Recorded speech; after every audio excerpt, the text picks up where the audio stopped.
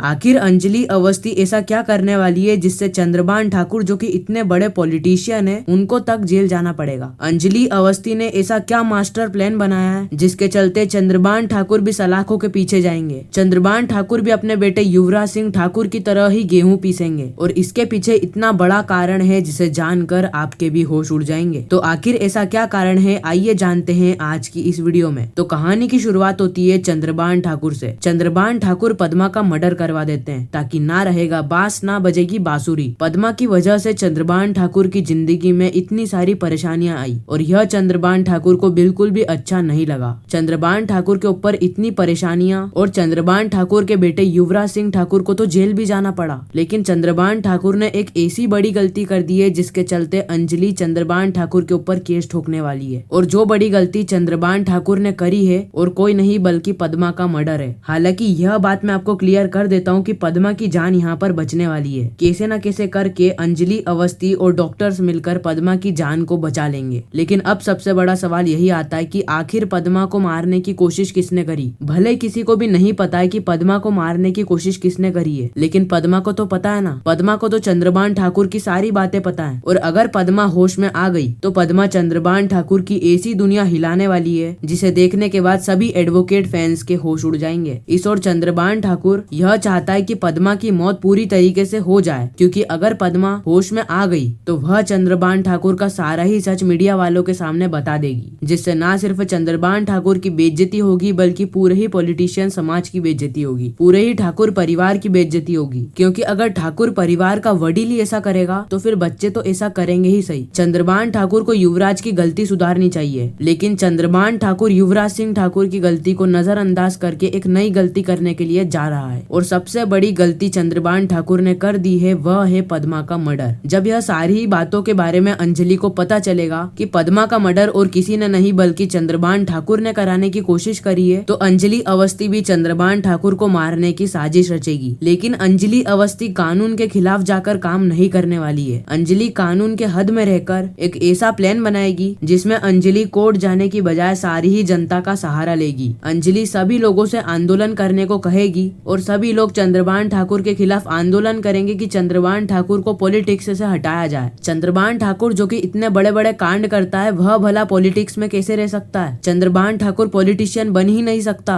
Chandrabhan Thakur politician corrupt है। चंद्रभान ठाकुर को हटा दो। और सभी लोगों के आंदोलन करने के बाद अंजलि एक ऐसा कदम उठाने वाली है जिसके अंदर वह चंद्रभान ठाकुर के ऊपर एक ऐसा केस लगाएगी, सेक्शन 109 के तहत चंद्रभान ठाकुर को जेल होती है। अंजलि सेक्शन 109 लगाएगी और जज साहब कोर्ट के अंदर यह फैसला सुना देंगे कि चंद्रभान ठाकुर को जेल होती है और अंजलि का यह प्लान भी कामयाब होता हुआ नजर आएगा। खैर, अगर आप जानना चाहते हैं कि एडवोकेट अंजलि अवस्थी ने चंद्रभान ठाकुर को किस तरीके से जेल करवाई तो इसके ऊपर भी पूरी एक डिटेल्ड वीडियो आ जाएगी। अगर आप चाहते हैं कि एक डिटेल वीडियो में लेकर आऊं तो नीचे कमेंट में पार्ट 2 जरूर लिखिएगा। मैं मिलता हूँ किसी नेक्स्ट इंटरेस्टिंग सी वीडियो में। जब तक के लिए गुड बाय।